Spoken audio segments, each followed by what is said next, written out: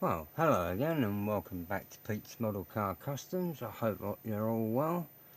I want to do an update on the last really on the interiors. That's all gone well. I've got that splayed underneath. I've painted up the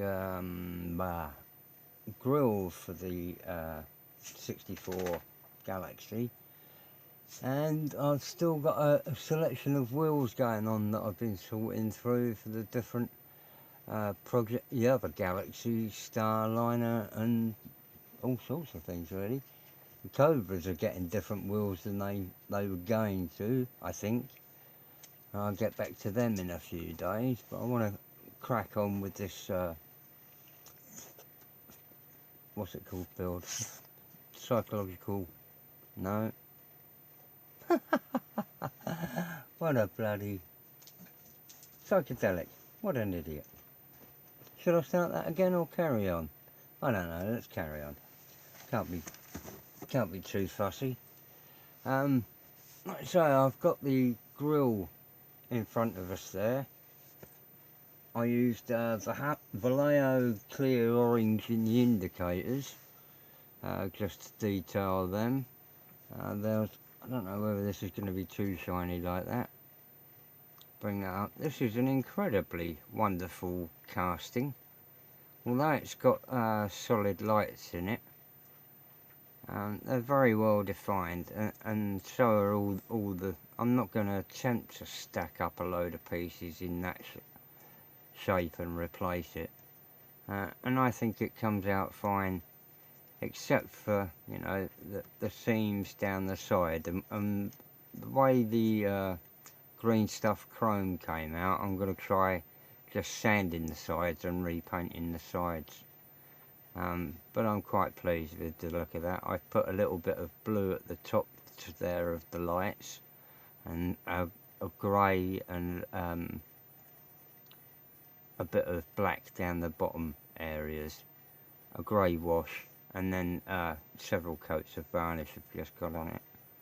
The same with the indicators. There's a grey wash around the indicator itself, and then an infill with the Vallejo orange and overlaid with actually Humbrol clear gloss.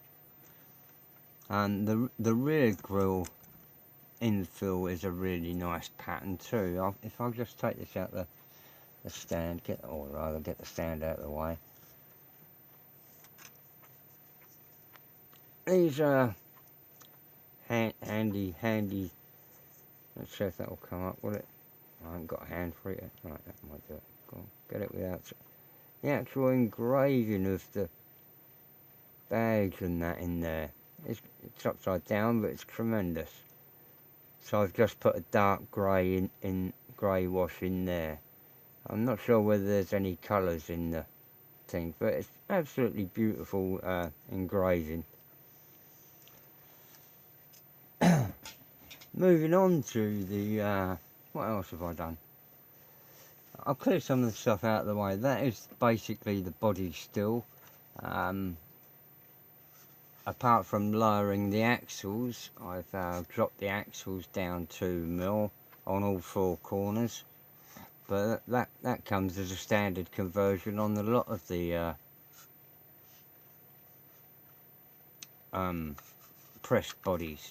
So, and I've just put that in at a slight kink to give me a bit of a slight turn to the wheels, hopefully, but that's just the metal axles going through there. Temporarily, they're not staying. You know, I'll probably just end up with stub axles in there. I'm not too fussed about the back one, but if I end up carving through the roof and putting in another engine, I'll need stub axles. That gets that out of the way. Sort of. I've made a base for it in a nice psychedelic sort of glittery doodad. I hope a nice load of glitters. I used quite a rough brush, so there is texture on that And really I'm hoping that's going to be enough texture to stop a model car rolling off of it rapidly and just fly around. I might put another couple of coats on that, but it's that Mod Podge stuff and I'm not really keen on it. Just over a load of craft glitter. I found a glitter tub that had a multitude of glittery flavours, so I just bought it. It's like a salt shaker. So I just coated a black base with some Mod Podge and started sprinkling glitter over it. But I thought it'd be nice for a psychedelic effect for the psychedelic 60s, man. What else was that? Yeah, the interior itself. Oh, just before that, I'm hoping I was thinking about these chrome side strips from the 63. Yeah, they go along there. We call them rocker panels. Chrome rocker panels. I might put these on the lowrider. I'm not sure, but I still want to go with lakes, and I'm not sure that would end up being a bit too much chrome down the bottom. Into the interior, there's not much of it left. I've cut out a lot of it. And then made new floor panels from 0.75mm thick sheet. And now I'll inlay into the floor. As you can see, I've kept that area of the Galaxy dashboard, console. Oh, that's an X. And I've cut away quite a bit of it in that centre area while I got the sides out. Cut the centre console armrest down to fit the bench seat.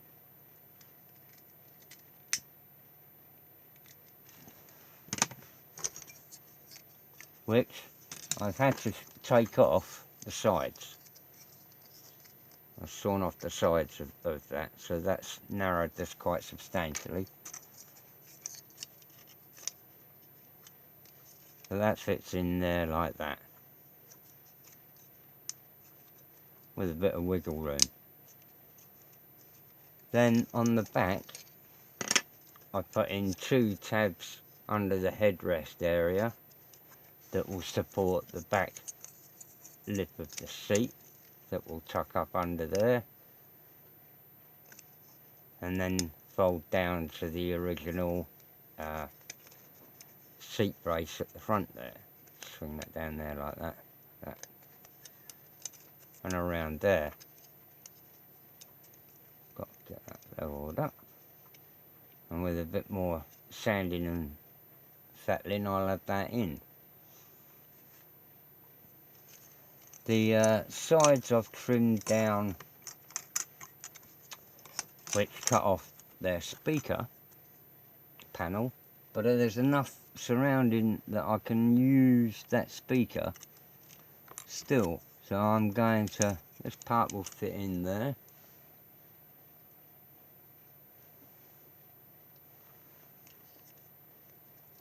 Right, so I cut the top lip down and then cut all that out and around. That's going to nestle into there. Bit more trimming to go up there to bring it all up. But that gives me the basic infill panel. Then cut down this speaker panel will give me a speaker down in the footwell, because there's just about enough room to fit that speaker into that footwell, and blank that off. That's all going really well. A bit more sanding in a few more places. That'll all be tucked in nicely. In the 63 there's this weird and wacky square wheel. And I thought, well, it's hip to be square, oh, it's rectangular. Sort of more rectangular than square. So I'll use that. I've got knee clearance that seems quite reasonable. If I pop that back in there, it's handy not seeing around to the sides. You can work out where your floor panels are, your seat, you know. All good. All falling apart in my hands. So there won't be an update any further on this until I've painted that interior up and everything else is ready to go together.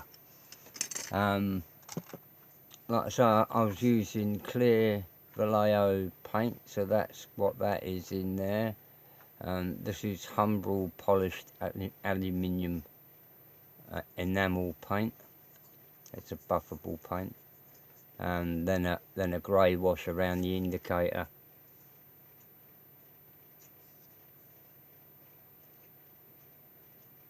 And an inlay of Vallejo orange with a couple of coats of Humbrol clear over that.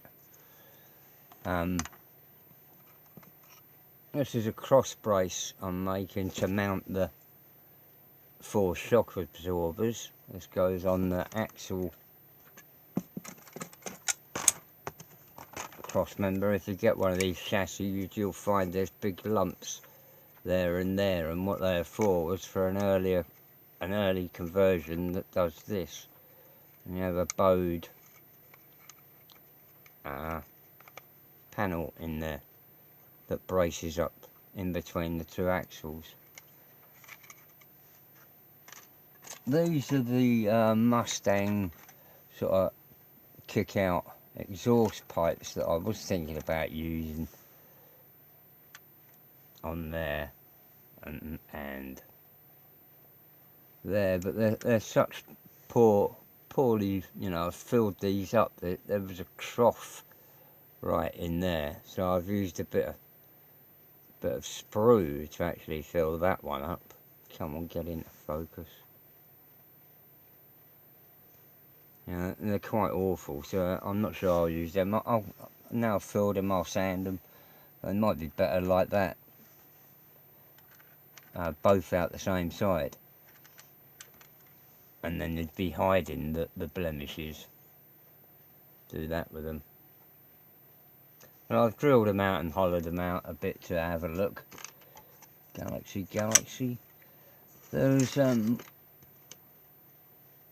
with these, I don't think these came into focus the other day. That was the spoked wheel with the green stuff chrome paint on them. They are just so finely moulded, it's quite incredible. And then I was looking at these tyres and wheels come out of the Lindbergh 34 Ford. I'd never used them on a 34 Ford pickup. So I grabbed those and they're sitting in there. On the deep dish mini lights from the Mustang. And they go in there quite nicely.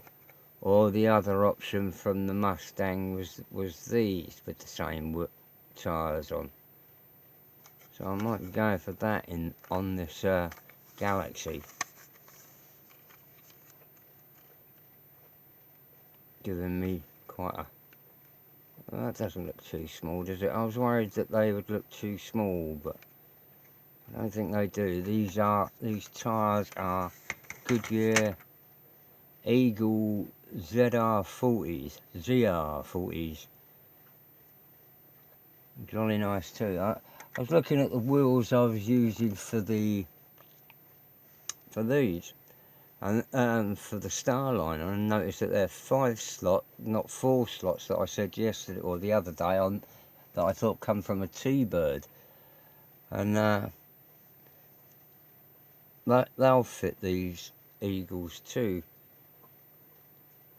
And I remember now that I actually converted a set of blanked off wheel backs. I won't be able to get that out. When I put these fat ones off, I cleared out a back panel of a wheel back. I should be able to get this one off.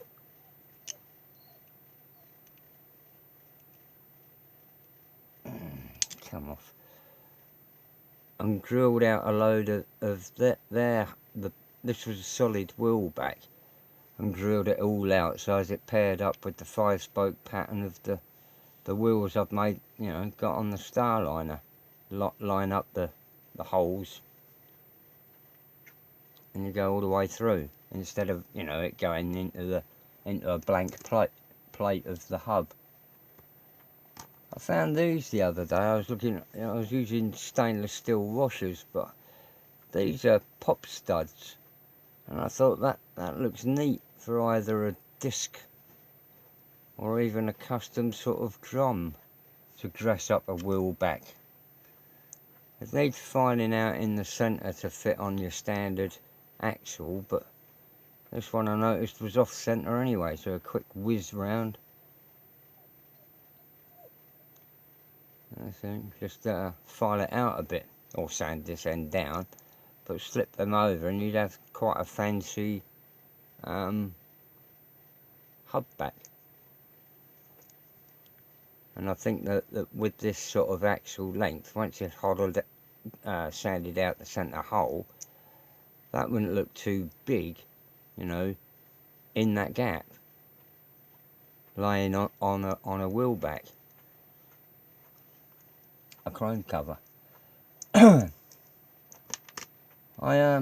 gave Shamey's 3D air conditioner a painting, and that's come out nice. I've used different colour greys on it, and different colour for the mounting brackets to hang that on the wall, oops, or floor.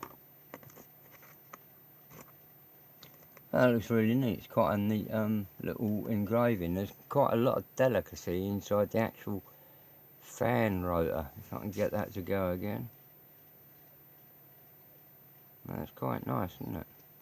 And it came up with the dry brushing. I used a lighter dry brush colour, then start with a black base on everything, then a grey colour, then sort of started dry brushing the fan out. Is that everything? Oh no, I had an idea the other day. I found that I had one of these, and as I've got to go to the post office, I thought I'd do an identity quiz giveaway. Right, and the winner is to the first subscriber in the comments who can identify these chassis. I've got two of them here. They're both partially worked on. The white bits on the side are where I'm widening it, but it will help you see the chassis. That is the bare chassis. If you can identify this, you'll win a Pontiac engine. This is the same base with the front axle added and the rear axle added. You can see by these I've been looking at similar chassis to Galaxies and working out wheelbases on things. But if you can identify these chassis, there's a prize of a Pontiac 421. That's it for now. Best wishes from jolly old England. Bye.